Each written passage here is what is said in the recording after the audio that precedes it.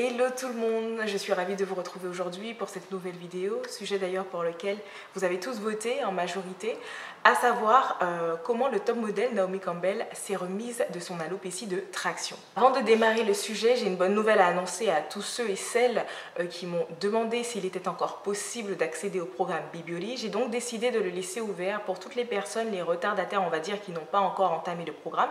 Alors sachez que vous pourrez de toute façon, dès lors où ce programme reste ouvert, vous y abonner quand cela vous chante, dans la mesure où de toute façon le contenu y reste, et à votre arrivée vous recevez un message de bienvenue et notamment tous les contenus qui ont été postés depuis l'ouverture du programme Bibioli. Pour ceux et celles qui se posent la question, vous réalisez que vous êtes membre du programme surtout quand vous avez la petite pomme qui apparaît à côté de votre pseudo. Donc cette pomme est de couleur rouge et au fil de votre adhésion, au fil du temps, elle change de couleur, elle devient verte, puis ensuite couleur bronze et puis couleur or. C'est un petit signe d'appartenance que je trouve assez mignon, qui me correspond assez. Premièrement parce que j'adore les pommes et je trouve que c'est en parfaite cohésion avec le sujet du programme. Aujourd'hui, nous allons aborder le sujet Naomi Campbell. Plus particulièrement, on va parler de son alopécie de traction et comment elle s'en est remise.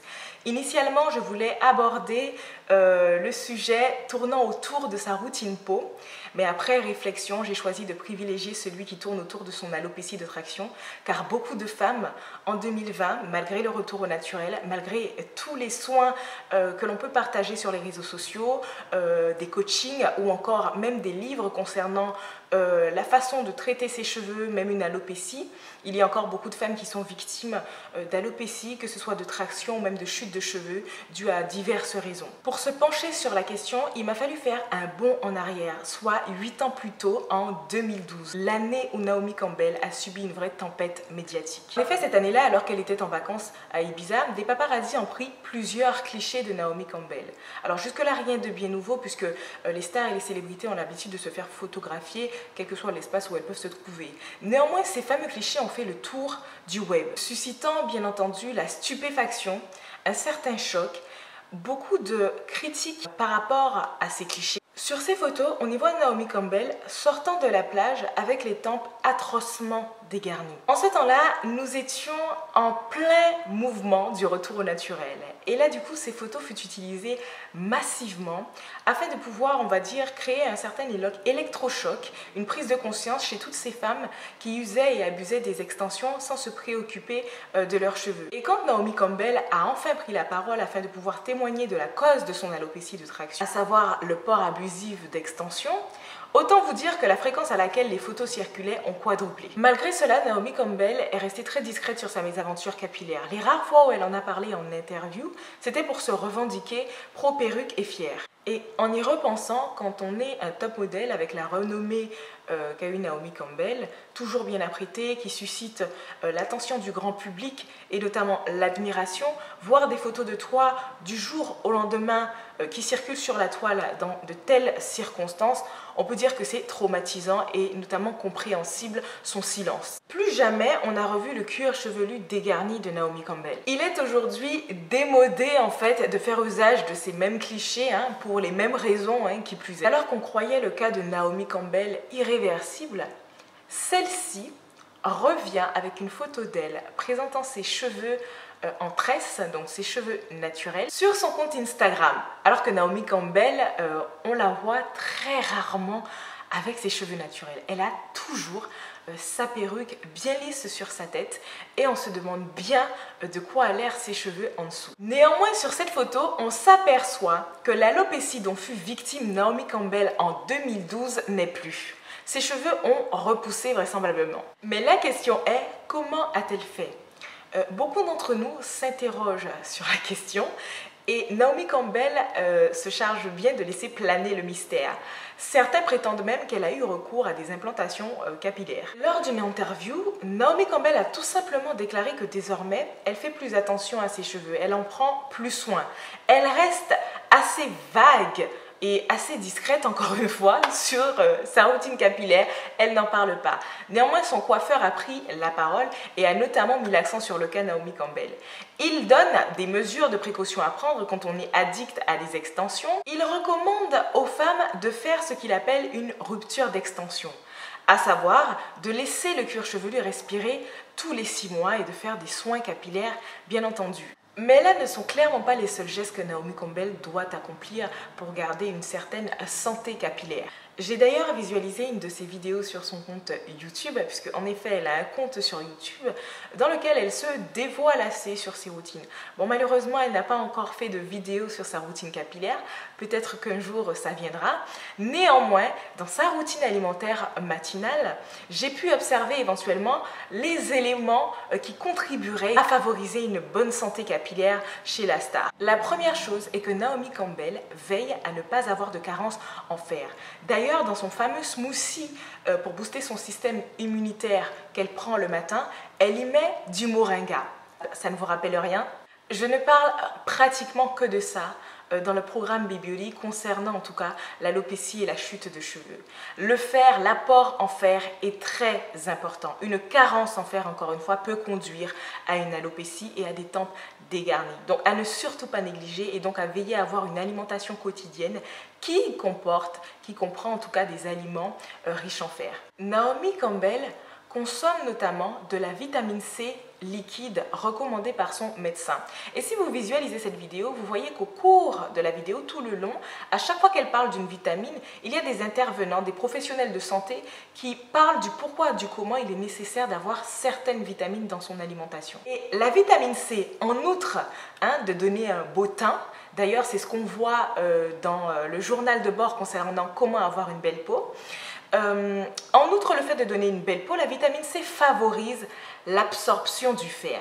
Donc déjà, pour pouvoir bien assimiler le fer, il faut vous assurer également d'avoir un certain apport conséquent en vitamine C dans votre alimentation. Elle utilise notamment du matcha vert, des graines de papaye, j'imagine que c'est pour leur activité enzymatique, bien d'autres choses pour booster le système immunitaire, notamment la grenade qui est très riche en antioxydants. De toute façon, je compte voir tout cela également avec vous. Elle consomme également la vitamine D3.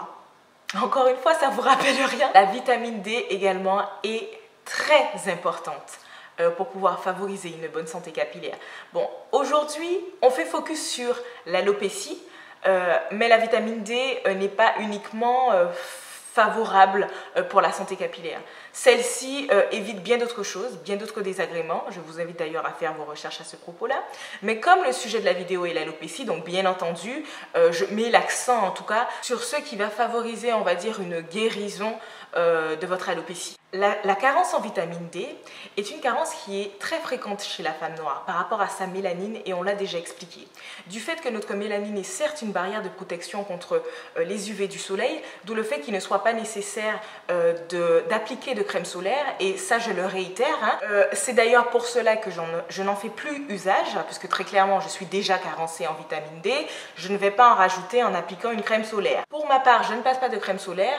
Néanmoins, il y en a qui le font, mais il ne faut juste pas s'étonner après que vous ayez des carences en vitamine D. Néanmoins, la vitamine D reste une vitamine qui est très importante pour pouvoir notamment se remettre d'une alopécie. Bien souvent, quand le taux de vitamine D n'est pas à la normale, la ferritine a tendance à suivre après parce que la vitamine D en effet contribue à l'absorption de pas mal de vitamines et notamment même de minéraux. Donc quand celle-ci n'est pas au beau fixe, il y a de fortes chances que d'autres carences suivent après. Donc il faut pour cela veiller à avoir un certain apport en vitamine D, s'exposer au soleil le temps suffisant. Pour les femmes qui ont la peau noire, c'est 30 minutes minimum. Et maintenant, si vous avez des difficultés en effet à produire de la vitamine D grâce aux rayons du soleil, et bien généralement le médecin il vous recommande soit des compléments alimentaires à base de vitamine D3, soit des traitements à base de vitamine D3. Elle prend également la L-cystéine qui est un composé soufré en fait, que l'on retrouve dans les ongles, que l'on retrouve dans certaines parties du corps et qui favorise notamment la croissance du cheveu et également la santé des ongles. L'idéal est de vous observer, c'est-à-dire de vous observer au quotidien, votre alimentation et ce qui vous manque. Des fois pour cela il vous faut passer par la case bilan général encore une fois afin de pouvoir venir combler ce dont il vous manque et entretenir justement ce capital santé que vous avez avec de bons aliments, de bons éléments qui vont favoriser bien entendu une belle peau, une peau qui cicatrise plus vite ou encore des cheveux en pleine santé. Ce qui est dommage c'est que encore une fois il y a beaucoup de dispersion. D'où le fait qu'à la fin, je ne suis pas forcément étonnée de femmes qui sont victimes de chute de cheveux et de ce genre de problème encore en 2020?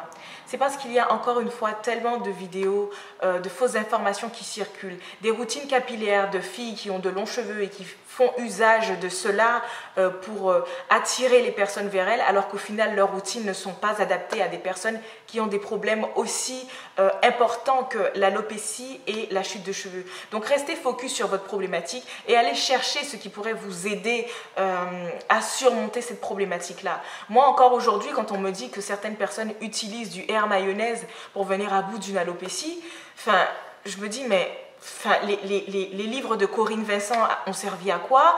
Toutes ces femmes qui, lors du mouvement du retour au naturel, ont pris justement la précaution de faire tomber beaucoup de mythes, se sont investies justement pour pouvoir prévenir la femme noire, informer la femme noire sur comment justement entretenir son capital capillaire. Et tout cela aujourd'hui tombe à l'eau parce que les gens se laissent influencer par des bonbons qui font pousser les cheveux, par des recettes miracles qui font soi-disant pousser les cheveux. Mais si tout ceci était efficace, si tout ceci fonctionnait, croyez-vous qu'il y aurait autant de femmes qui viendraient me trouver dans mon programme Bibioli pour me dire qu'elles ont des problèmes de chute de cheveux et d'alopécie? Restez focus. Restez focus sur votre problématique et c'est bien beau de dire qu'on fait des recherches, qu'on récolte 1001 informations, mais si parfois ces informations-là viennent de personnes qui ne savent même pas de quoi elles parlent, vous n'irez pas bien loin avec ça. Donc vérifiez vos sources et allez vraiment dans la profondeur des choses. Et ne vous arrêtez pas forcément au titre alléchant, cheveux de 6 cm en un mois, cheveux de 3 cm en un jour avec des œufs. J'espère en tout cas que cette vidéo vous aura apporté des informations supplémentaires. N'hésitez pas à mettre vos avis en commentaire, notamment vos expériences si vous avez été victime de chute de cheveux ou encore d'alopécie. Donc quant à moi, je vous dis à bientôt pour une prochaine vidéo.